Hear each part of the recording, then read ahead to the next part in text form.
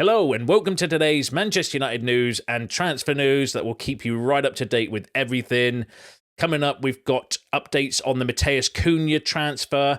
David Ornstein gives an update on Viktor Gyokeres. Romano gives a Bruno update, and reports in Spain believe United have their own Lamine Yamal in the youth team. Before we get into it though, smash a like on the video, subscribe to the channel if you are new. And let's jump straight into it. So firstly, give us your thoughts and feelings on reaching the Europa League final. I'm over the moon. We've got to go on to win it now, though. That's the only kind of, the nerves are already kicking in for that final.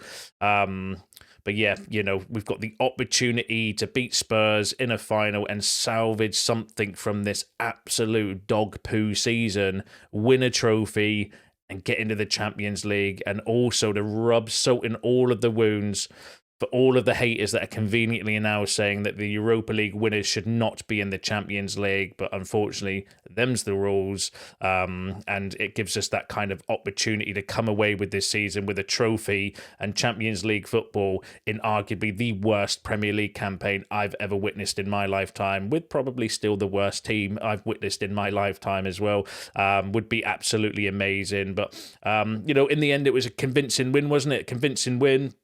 My God, we made hard work of it, though, for a while. The subs completely changed the games. We'll talk about those in a bit as well. But for me, it's never necessarily about the performance. When you're 3-0 up and it's half-time, you expect a little bit of, to take. You don't have to go gung-ho straight away because, then you risk running the risk of what we did, which is conceding, and then it gives Bilbao a bit of the momentum as well. Thankfully, though, after they did score in the first half, we managed to limit their opportunities from there. There's a lot of long shots and bits as well. But yeah, not necessarily about the performance, all about the results. And in the end, we turned it around, and that's kind of end of the second half performance when the subs came on. Thought we played some really, really good football. You can see the difference in quality that some players coming off the bench brought to the first team, specifically Amad Diallo. I mean, he makes you make sex noises when you're watching him sometimes. Like, he has been a massive miss with his injury. Like, I don't know. I'm so happy that he's come back at the time that he has as well, because, he's an absolutely unbelievable player. But yeah, convincing in the end. Thought we played some nice stuff in the end as well. Once the subs kind of happened, 7-1 aggregate winners against a team that was believed to be the favourites to go on and win this thing. Is not something to be kind of sniffed at. It's actually, happy with that. Yes, there were some, questionable performances, I would say, but it's not all about that. It's all about results. I don't care if we play like that and win the Europa League final. I won't enjoy it. I will be nervous. I will be bricking it, watching it. It will be, a very long evening, but who cares? At the end of the day, it's all about the results. But let's go through some of the kind of comments. Ruben Amorim is the second manager to reach a Europa League final in his first season in charge of Manchester United after Jose Mourinho. So shout out to, obviously, Ruben Amorim. We are still the only unbeaten team in Europe as well, which does give me a little bit of belief and hope going into the final. I just wish it wasn't against a Premier League team, but, it is what it is. Spurs are in exactly the same position as us, really. They're having just as bad a season as us, and all of their kind of, it all pins on the Europa League for them as well. So it's going to be a really fascinating final. I just hope that our experience in the team, with players like Harry Maguire, Casemiro, Bruno, I just genuinely hope that they're the kind of difference makers in that kind of final. And we don't, because Amorim said in his press conferences recently, we don't even know he doesn't even know which United team are going to turn up, which says it all. And that kind of confirms to me it's definitely a player issue at United, because if the manager's saying, well, I don't know what team's going to turn up, it's clearly not the instructions he's given them. It's a player quality issue. But fair play to Ruben Amorim to getting us to that kind of final. I just genuinely hope we can go on and win the frickin' thing now. And then also on one of his post-match press conferences, he said, I'm just worried about the next game. Not to get injuries for the final. We need to win it. If we don't win it, it means nothing. And I agree. And he also said, I'm stressed already because of the final. And I agree with that as well. That's exactly how I felt, a few minutes after. We were enjoying the win last night and kind of, watching all the all the kind of post-match press conferences and stuff as well, I did kind of flip and think, oh God, now we've got Spurs in the final. We need to go on and win that. So, but to win it, you've got to be there, and we've got there by hook or by crook. But yeah, give us your thoughts on the kind of match and stuff in the comments. Just shout out Mason Mount. Came on, effectively changed the game, not just with his goals, but also, I kind of felt he put himself around lovely as well. We played some really nice stuff. There was a beautiful bit of play with Ahmad where he did a back heel nutmeg, made me make a sex noise, played at the Mount. He did a similar thing as well. And you were like, hold on, who's this freaking team? And where have they been for the previous 60 minutes before that as well? So we started to play some really nice football. I felt when him and Ahmad came onto the pitch as well, channeled his inner Kiko Macheda for that first goal as well. Beautiful touch and beautiful finish as well. And fair play to him. I just genuinely hope he can stay fit now, because the issue with Mount is not his quality. Even though we've never seen his quality, I've always thought he was a good player. It's just we've never seen him play consistently. So hopefully he can get some more, legs in his minute as well. And because I think we are going to need the squad. We're going to need subs. You saw how the subs changed the game last night as well. So the more people we have available, the better. And fair play to Mason Mount as well for that kind of performance. And that second goal, was yeah, the icing on the cake, and a nice way, I thought, to kind of put the tide, well, it was to bed anyway, really, before that, but just to kind of have that moment of celebration of that kind of goal before going into, obviously, before the full-time whistle blew and we're in the final, I felt was a really, really nice kind of great finish, but it was a nice kind of moment for him as well.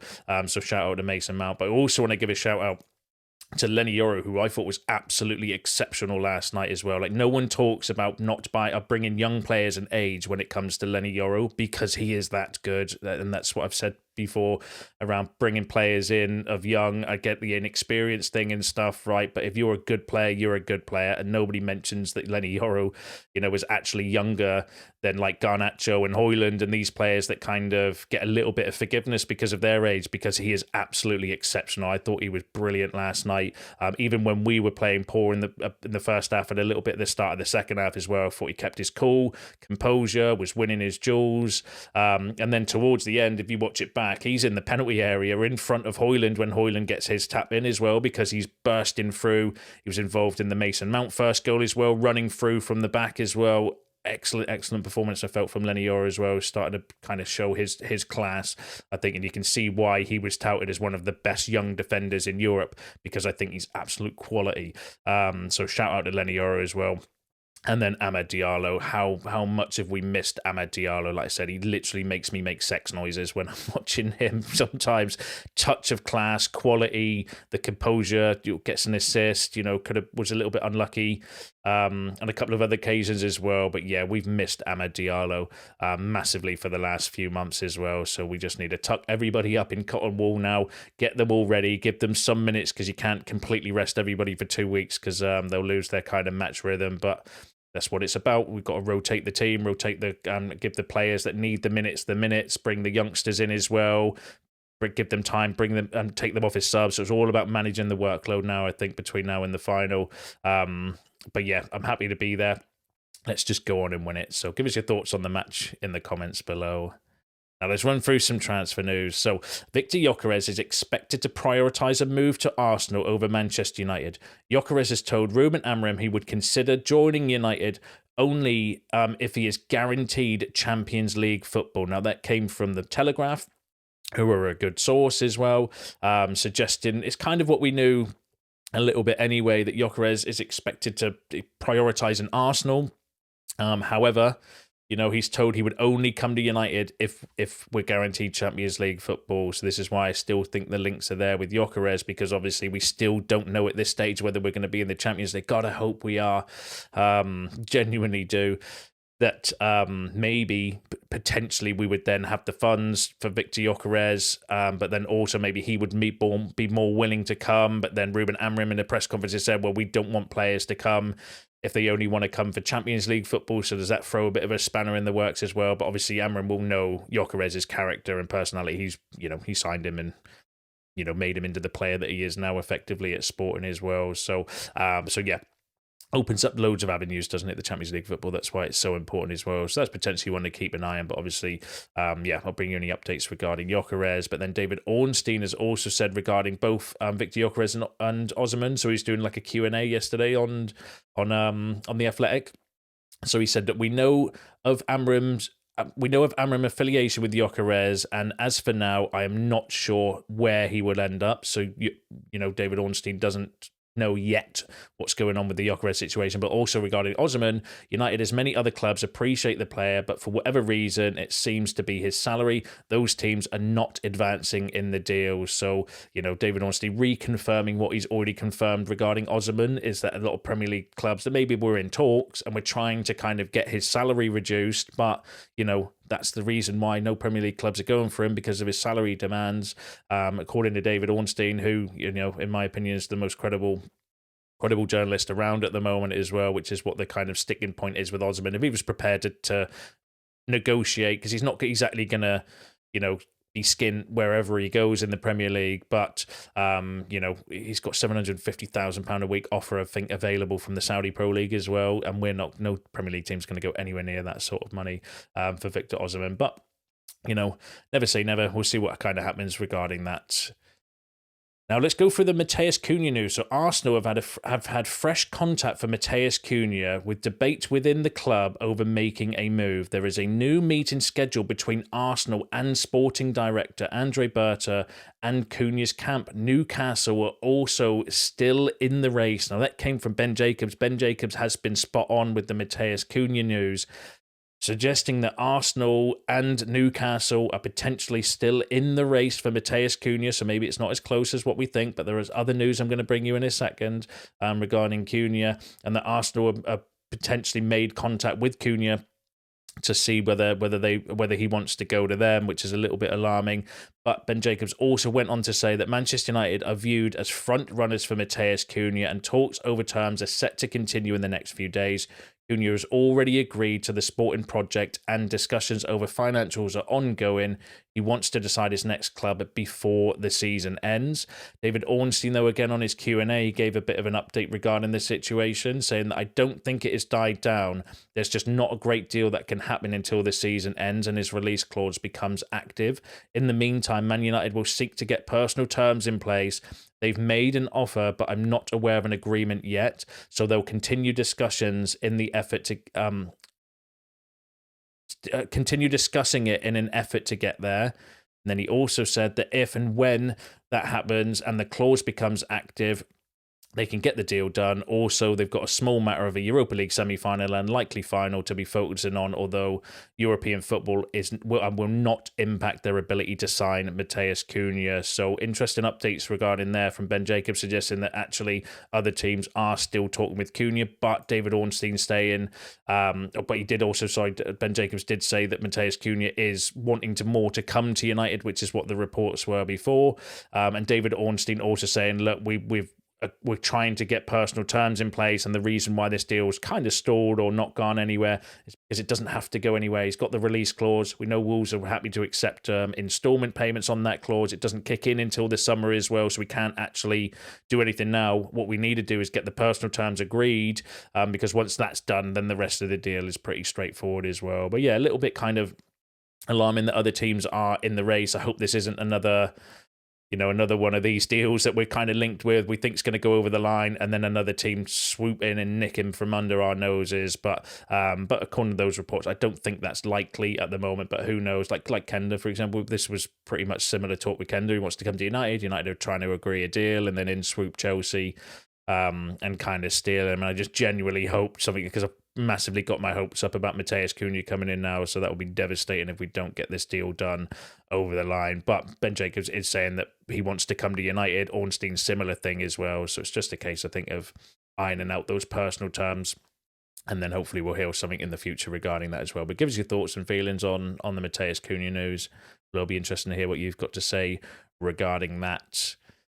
Obviously, a lot of the noise over the last few days has been regarding Bruno Fernandes. So United's intention is to make Bruno Fernandes the face of this new project under Ruben Amorim. Al Hilal will try again. So Fabrizio Romano saying that United want to obviously keep Bruno.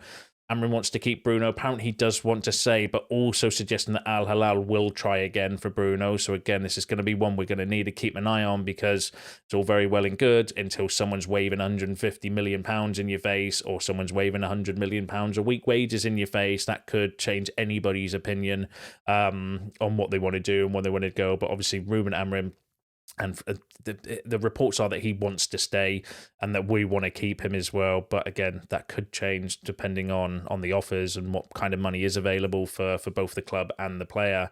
Amrim, though, again reiterating that Bruno Fernandes is not for sale. Many clubs want him and are ready to do the impossible, not only Saudis. So Amrim himself saying, look, Bruno Fernandes is not for sale. And I hope they kind of keep that stance, because I get the financial rewards of selling a player like Bruno for that sort of money. It is, would massively help us improve the team. But then also, what's the quality of play? Like, what you're getting with Bruno.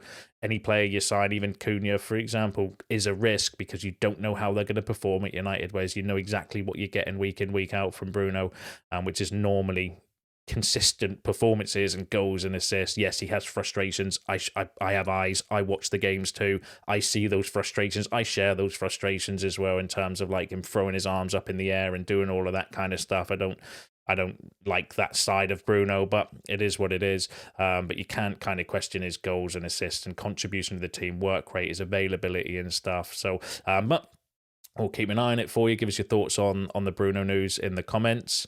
Now, David Ornstein also said that Tyler Dibling is high on the and on the radar of Manchester United this summer. So again, this is a player we've been linked with. We do know that there's interest in the club in Tyler Dibling from Jason Wilcox and his time at obviously Southampton, knowing the player as well. Very talented player. Is one that we're kind of linked with. The reports were like £100 million, though, when Southampton were trying to sell the entire club for 130, I think it was, 120, 130 million, I'm sure I read before. So they want 100 million for Dibling, but they're happy for like 120 million for the entire club. Makes no sense.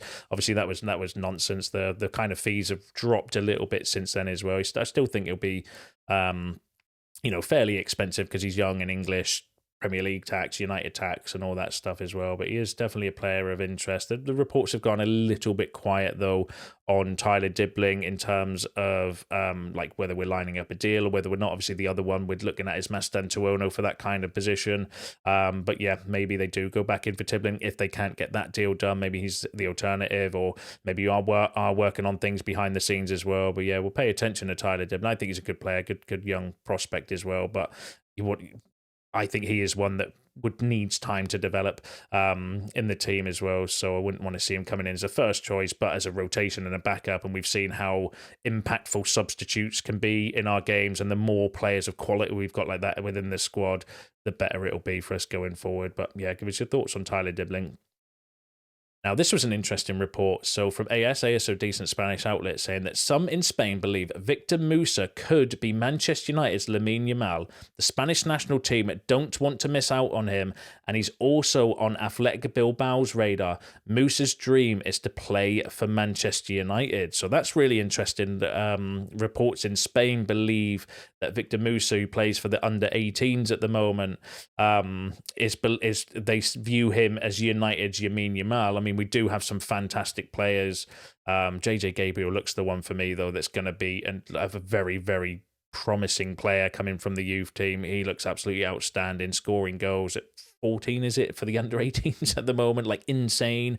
But yeah, Viktor Musa, he's got, I think he made 18 appearances, 15 goals, 3 assists for the under-18s this season. Another talented player coming through as well. So that's really interesting. One that, reports in Spain believe that he could be Manchester United's Lamine Yamal. I mean, I hope so. That would be amazing. But also that maybe Atletico Bilbao are looking at him as well. But his dream is to play for United. So that's kind of interesting coming from AS, that they believe that we've got a very promising young player on our hands as well. So that's a name to pay attention to and to keep an eye on for the future. And then obviously there's been loads of reports recently regarding new contracts. You've got Harry Amas potentially getting a new contract. Mantato's just signed a 4-year contract as well. Mainu's contract situation's close, according to reports in yesterday's video. But now Kakonki as well might be in line to be getting a new contract. So Manchester United is set to have talks with Godwill Kakonki over a professional contract. United are in no panic, with Amorim having a strong liking to the young defender and the pair having a good relationship. So again, Sully talks saying that, Conky could be in line for a contract as well. And I think we are going to see a flurry of contracts for like our young players. As well, especially the ones that Ruben Amorim rates. I think we'll see a flurry of players potentially leaving as well, or going out on loan, or potentially being sold in the summer as well. So that's it. Like that's good. We need to secure, the young players, and especially the one that Ruben Amorim's been working with over the last few months while he's been here, that he sees as potential future first team players as well. And Conky is obviously one. He's been in and amongst the squad, still not made his debut, but yeah, he's been in and amongst the kind of substitutes and amongst the squad as well, pretty much since Amorim came in. So he's clearly a player that he likes and is trying to develop behind the scenes as well. But give us your thoughts on that in the comments. Give us your thoughts on all the other topics discussed in today's video, because that's you all up to date with the latest Manchester United news and transfer news. Smash a like on the video on your way out. Subscribe to the channel if you are new. See you in the next one.